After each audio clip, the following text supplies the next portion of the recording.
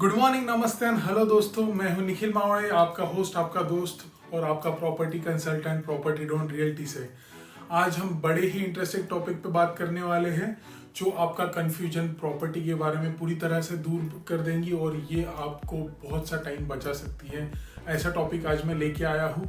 सो हम स्टार्ट करते हैं आज के टॉपिक से। आज का टॉपिक है आप अपने लिए सही घर कैसे चुने और उसके लिए आपका क्या प्रोसेस होना चाहिए। How to choose right home for you. So सबसे पहले हम हमारे प्रोसेस के साथ स्टार्ट करते हैं कि वो क्या 4 स्टेप्स आपने लेनी चाहिए जो आपके लिए इम्पोर्टेंट है प्रॉपर्टी बाय करने से पहले। So let's start with the first topic.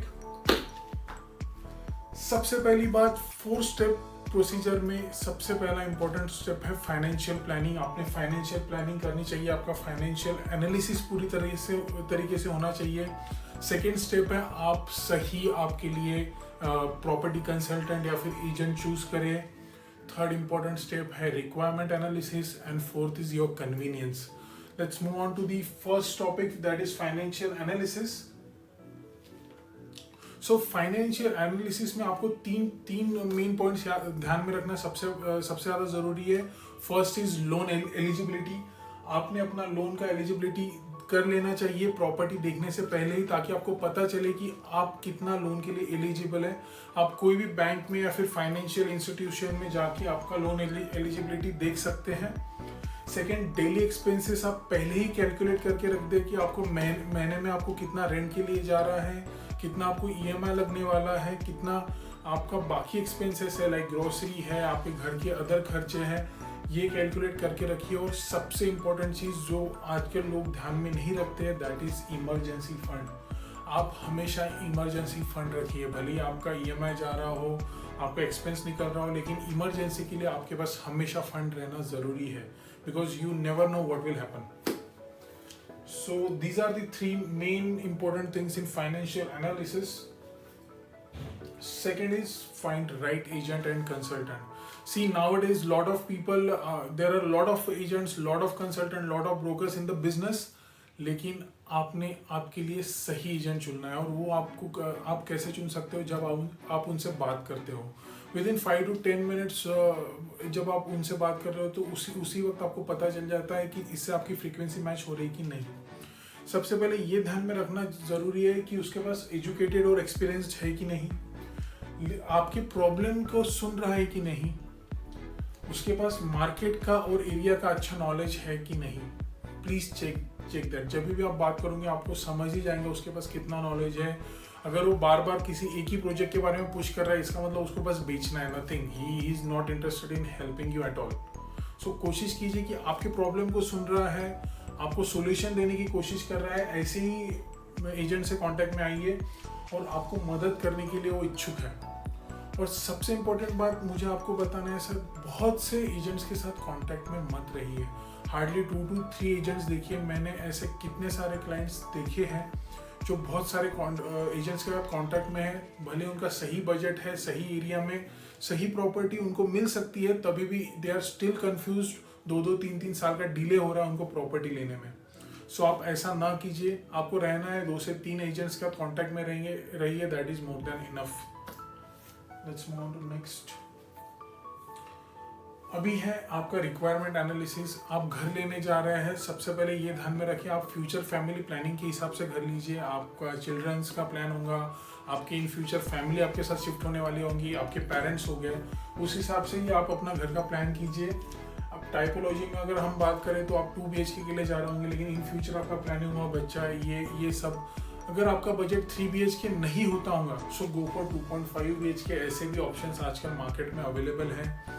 Second, पहले से ही डिसाइड करके रख दीजिए कि आप कौन सा फ्लोर प्रेफरेंस लेने वाले हैं। उसमें भी थोड़ा बहुत फ्लेक्सिबिलिटी रखिए। अगर पर्टिकुलर फ्लोर नहीं मिलता है तो आप उसके आसपास कहीं जाएं। आप फेसिंग कौन सा देना चाहते हैं, amenity facing, non amenity facing, आपको ईस्ट वेस्ट फेसिंग चाहिए, ये भी आप देखिए। आपको वास्तु कंप्लायंट चाहिए। आप अगर न्यूमरोलॉजी में बिलीव करते हैं, बहुत से क्लाइंट देखा, तो ये सब आप पहले ही करके रख दीजिए, ना कि वहाँ पे जाके कीजिए, because it will create a lot of confusion. बहुत टाइम आपका वेस्ट होगा। ये अगर आप पहले ही करके रख दोगे, that will be more beneficial for you, because आपका माइंड क्लियर रहेगा कि आपको कौन सी प्रॉपर्टी कैसे लेनी है। लोकेशन प्रेफरेंस आप ध्यान में रखिए कि 2 से 3 लोकेशन चूज करना है। For example I am a real estate consultant इन पुणे, अगर मैं किसी क्लाइंट को प्रॉपर्टी दिखा दो तो मेरा उनको बोलना यही रहता है कि अगर आप बानेर में प्रॉपर्टी देख रहे हैं तो बालेवाड़ी पाषाण भी कंसीडर कीजिए, बिकॉज 203 लोकेशन से आपका वाइड एरिया रीच बढ़ जाता है जिसमें आपको ऑप्शंस मिल जाते हैं। अगर आपके पर्टिकुलर लोकेशन में आपको ऑप्शंस नहीं मिलते तो बाकी लोकेशन में आपको ऑप्शंस पक्का मिल जाएंगे। फ्यूचर ग्रोथ और इंफ्रास्ट्रक्चर उस एरिया में कैसा आ रहा है, जैसे कि पुणे में अभी महाडोंगे एरिया बहुत डेवलप हो रहा है बिकॉज ऑफ इट्स महाडोंगे हाईटेक सिटी वहाँ पे आने वाली है, बहुत बड़ा IT हब आने वाला है, बहुत से अच्छे डेवलपर ऑलरेडी वहाँ पे बड़े बड़े इंफ्रास्ट्रक्चर वाले प्रोजेक्ट डेवलप कर रहे हैं। तो ऐसा देख के आप 5 to 10 ईयर्स में यहाँ पे क्या आएगा, ऐसे एरिया में आप प्रेफरेंस दीजिए। फोर्थ है सही डेवलपर चॉइस कीजिए। सभी डॉक्यूमेंट्स, उसके लीगल डॉक्यूमेंट्स, उसके कंस्ट्रक्शन के लिए डॉक्यूमेंट लगने वाले क्या है, एक्चुअल उसकी साइट विजिट चेक कीजिए, उसका सैंपल फ्लैट वो कैसा दे रहा है, एक्चुअल साइट भी जाके देखिए कि अगर वो पर्टिकुलर पोजीशन पे साइट देने की बात कर रहा है उस हिसाब से उसका कंस्ट्रक्शन का प्रोग्रेस हुआ है कि नहीं। सैंपल फ्लैट और एक्चुअल फ्लैट चेक कीजिए, उसका क्वालिटी ऑफ कंस्ट्रक्शन चेक कीजिए और उसने पीछे उसके प्रीवियस डिलीवरीज, उसके प्रोजेक्ट के डिलीवर सही टाइम पे किए कि नहीं, ये भी चेक कीजिए।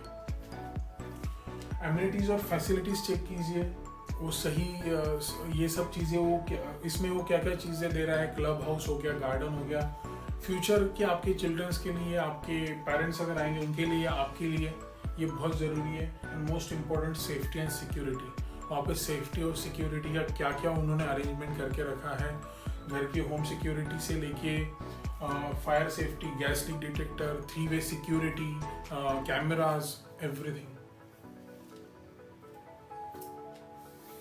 और most important and last process का लास्ट पॉइंट है कन्वीनियंस।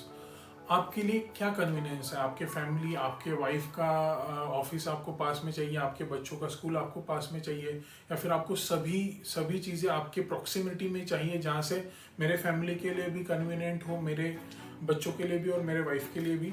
तो उस हिसाब से आप कन्वीनियंस देखिए, आपका ऑफिस लोकेशन हो गया, स्कूल, कॉलेजेस, इंस्टीट्यूट कौन से हैं एरिया में, हॉस्पिटल, हेल्थ केयर फैसिलिटीज़ कहाँ पे है, बस स्टॉप, मेट्रो, एयरपोर्ट मुझे कितना कन्वीनियंट है वहाँ पे पहुँचना, मॉल्स कन्वीनियंस, बैंक कहाँ पे है, हेल्थ केयर, फिटनेस सेंटर्स कहाँ पे है, ये सब these are most important and essential things in life. ये सब चीज़ें ज़रूर देखिए जब भी आप प्रॉपर्टी खरीद रहे हैं। So thank you so much guys, thank you so much for watching this video. I hope आपको ये वीडियो पसंद आया होगा। प्लीज़ डू कमेंट, अगर आपको कोई भी अदर टॉपिक्स पे मेरे थ्रू वीडियो बनवाना है तो आप प्लीज़ कमेंट कीजिए कि मैं किस टॉपिक पे वीडियो बनाऊं। आपके लिए मैं उस टॉपिक पे पक्का वीडियो बनाऊंगा। Please like, comment, share and subscribe and please press the bell icon for the next video. Thank you so much for watching this video guys. Thank you.